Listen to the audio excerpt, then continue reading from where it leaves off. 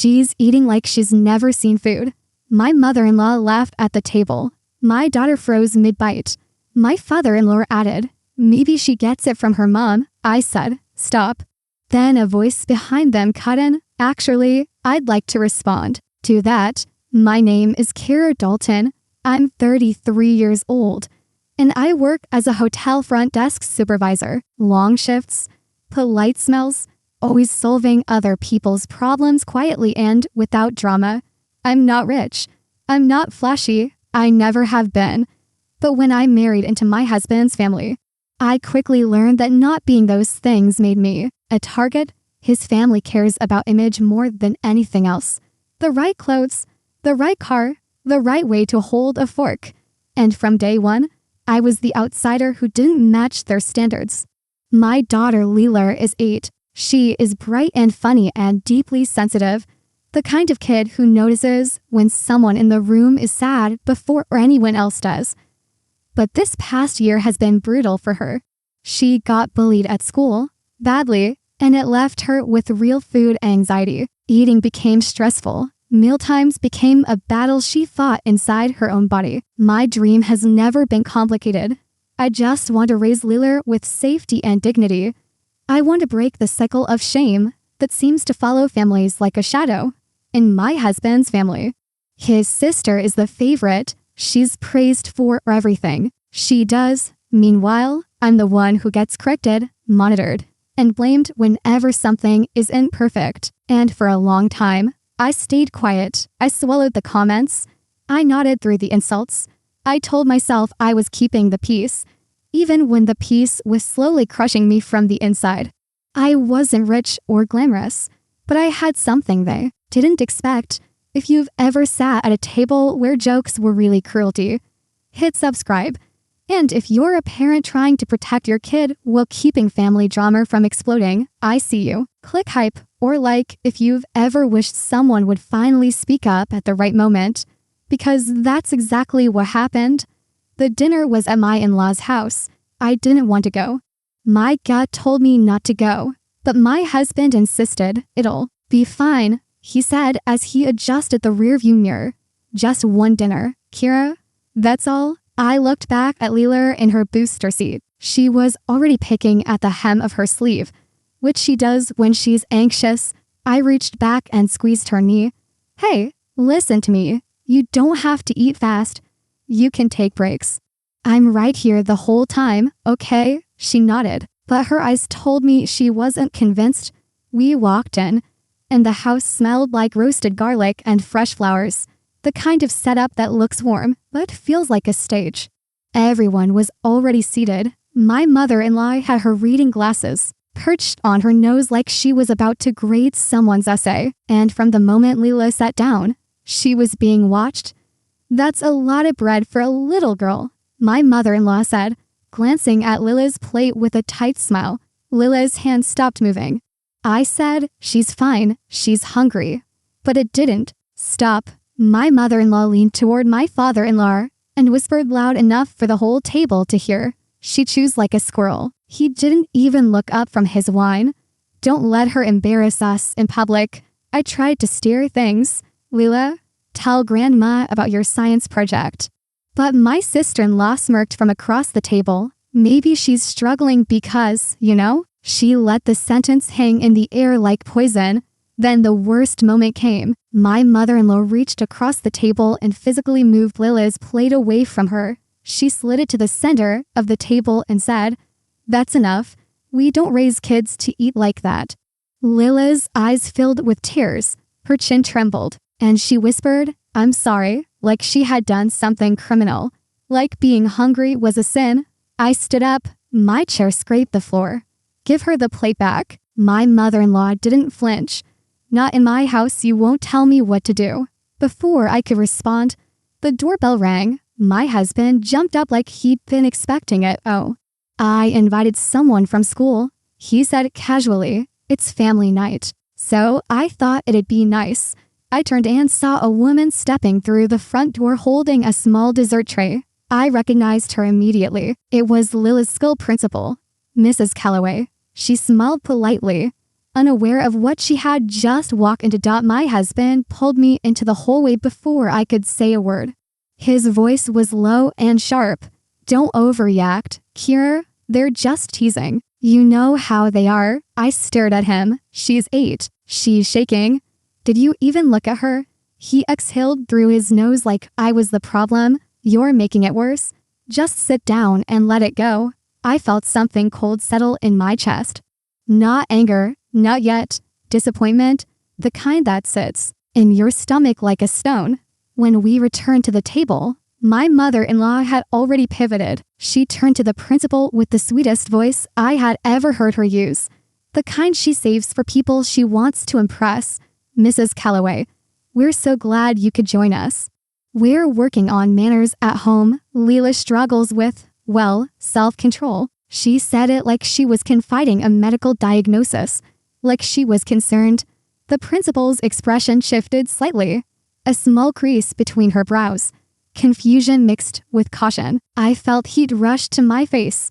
My ears were burning. My hands gripped the napkin in my lap so hard my knuckles went white. Then my father-in-law spoke. Not to the principal, not to me. Just loud enough so that every single person at the table could hear him clearly. Kira didn't grow up with standards, so she doesn't know what's normal. You can't blame the child when the mother never learned herself. My sister-in-law jumped in like she'd been waiting for her cue. We're just trying to help before she gets made fun of at school. Better she hears it from family, right? The room felt like it was shrinking. Every instinct in me screamed to grab Leela and walk out the front door. But I looked at my daughter, sitting with her hands in her lap, tears rolling silently down her cheeks, and I knew that if I exploded, she would think she caused it. She would carry that. So I chose something harder than yelling. I chose calm. I knelt beside Lila's chair and cupped her face gently. You didn't do anything wrong. Look at me, breathe, and out. Just like we practice. She nodded, her lip still trembling. I turned to the principal, Mrs. Calloway. Can I speak with you for a second? My mother-in-law cut in immediately. There's nothing to discuss. We're having a nice dinner. But the principal wasn't looking at her anymore. She was looking at Leela, then at the empty space where Lila's plate had been, then at the faces around the table. I could see it happening behind her eyes. The slow, trained recognition. This wasn't a family dinner. This was a setup. They had invited an authority figure so they could shame my child with a witness and call it concern. Lila tugged on my sleeve and whispered, her voice barely audible over the ticking of the grandfather clock in the corner. Mom, I don't want to be here. That was the moment I stopped protecting the adults at the table from consequences. What they didn't know was that I wasn't powerless in my own life anymore. Over the past 2 years, quietly and without telling a soul in that family, I had built something. I ran an anonymous parenting blog and a short video channel focused on gentle parenting and protecting children from shame. It had started as a journal, just me writing about what I was learning in therapy and from Lila's counselor. But it grew. Thousands of parents found it. They shared their own stories. They told me my words helped them stand up for their kids. The comments section became a community I never expected, and the irony was thick enough to choke on. Because my in-laws had mocked people like me without ever knowing it was me. Just earlier that week, my mother-in-law had scrolled past something on her phone and scoffed. These soft parents online, posting everything for attention. No wonder kids today have no backbone.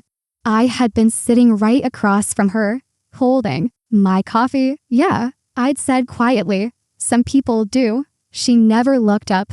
She never suspected. But all those hours of learning how to stay calm on camera, how to tell the truth clearly without spiraling, how to document events responsibly, all of that had trained me for moments exactly like this one. I also had something else, a private folder on my phone. Notes from every school meeting, every counselor session, every email exchange about Lila's bullying and anxiety. I had been fighting for support for months. And I had the paper trail to prove it. I didn't need to yell. I didn't need to make a scene. I had a plan they never saw coming. And it didn't involve screaming across a dinner table. It involved letting the right adults hear the truth.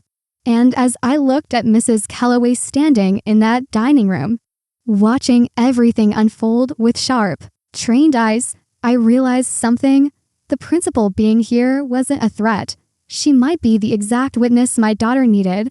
I wasn't the only one who showed up for Leela that night. My childhood best friend Janelle had gotten a text from me 2 hours before dinner. All I'd written was, "I have a bad feeling about tonight." That was enough. Janelle arrived late, carrying a bottle of sparkling cider and a box of cookies. Slipping through the side door into the kitchen like she belonged there, nobody questioned it. But she heard everything. When things got tense, Janelle made her way to Leela. She crouched down beside her chair and spoke softly.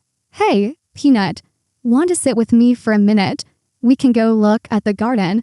Leela looked at me. I nodded. Janelle scooped her up gently and carried her to the kitchen, where the sound of running water and clinking dishes muffled the poison still being served at the table.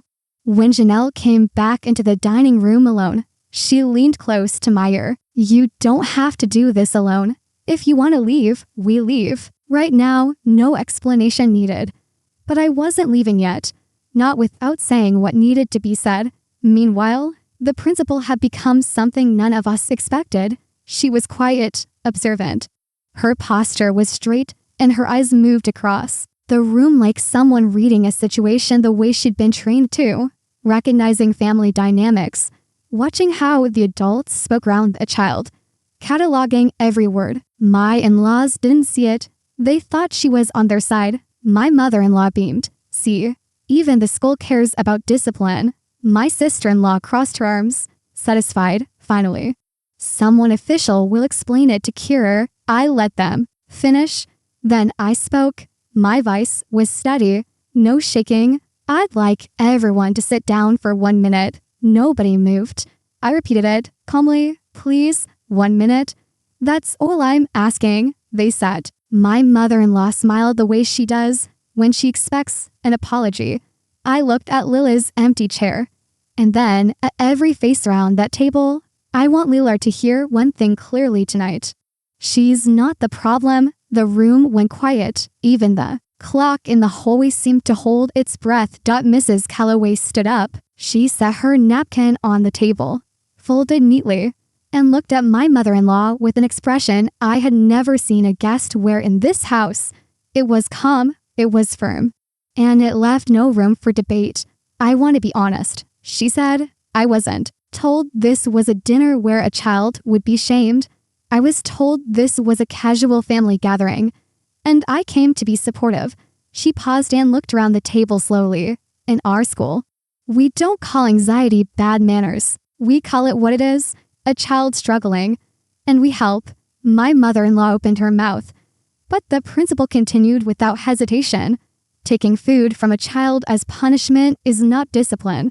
It's humiliation. And if this is how Leela is treated in this home, it helps explain a great deal about why she's been struggling at school." My mother-in-law forced a laugh. "Oh, please, it's family. We were just having fun. Children need structure." The principal didn't blink. "Family should be the safest place a child has." I stepped forward. My voice was controlled, every word deliberate. "Leela has a plan with her school counselor. We meet every 2 weeks. We're working on her anxiety, her confidence, her relationship with food. What you did tonight, taking her plate, laughing at how she eats, calling her out of control in front of a stranger, that set her back. Do you understand that?" I looked at each of them. "You don't get to use helping as a cover for cruelty." Mrs. Calloway nodded. "For what it's worth, I want this family to know that Kira has shown up to every single meeting. She's done the work. She's communicated with every teacher, every aide. Leela is improving because her mother fights for her every day." The silence that followed was suffocating. My husband sat with his head slightly bowed. Then he looked at his mother with an expression I had never seen before. "Mom, you took her plate. Why would you do that?" My mother-in-law's jaw tightened. Her voice came out sharp and brittle, because someone has to raise her right. The principal took a slow breath. I want to say this as clearly and professionally as I can. If this pattern of behavior continues, Leela, I'm required to document concerns about emotional harm. In her file, I truly hope we don't need to go there. The color drained from my mother-in-law's face. My father-in-law looked at his wife, then at the principal, and for the first time all evening, said nothing. Their image, their precious, polished image, it was suddenly at risk. Not because I screamed, not because I caused a scene, because the truth was spoken out loud by someone they couldn't dismiss. I walked to the center of the table, picked up Lila's plate, and carried it to the kitchen, where she was sitting on Janelle's lap drawing on a napkin. I set the plate down in front of her gently. Whenever you're ready, baby, no rush. Then I turned back toward the dining room. We're leaving, and you won't speak to her like that again. Chanel drove. Leela sat in the back seat with her head resting against my arm, her breathing finally slowing down. My husband got in his own car. He hesitated in the driveway for a long time before pulling out. But he followed us for the first time. He chose his child over his parents.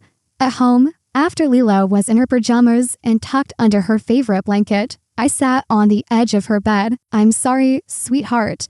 I should have stopped it sooner. She looked up at me with those wide brown eyes and said, "You did stop it, Mom." I almost broke right there. The next morning, I sat at the kitchen table and wrote a letter. Clear boundaries. In writing, dinners would only happen in public places. No comments about food, buddy, or eating habits. One warning. And we leave, no exceptions. My mother-in-law responded with a string of angry texts about disrespect and ingratitude. But underneath the fury, I could hear it, fear, because an authority figure had seen the truth. And no amount of perfume or polished silverware could cover that up. Leela continued with her counselor. She continued with me, slowly, carefully, one meal at a time. She started to rebuild her confidence around food. Some nights were hard. Some nights she still whispered, "Is it okay if I eat more?" And every single time I said yes. That night, I learned something simple. Protecting my child matters more than keeping adults comfortable. If someone has ever shamed your child, especially around food, please know you're not too sensitive. That stuff sticks. It burrows into a kid's brain and it stays there for years. Subscribe if you're building a safer home than the one you grew up in. And share your story in the comments. Has a relative ever embarrassed your kid at the table? And what did you do next? I read every single one. Your story matters just as much as mine. Click hype to help this story reach others who need it.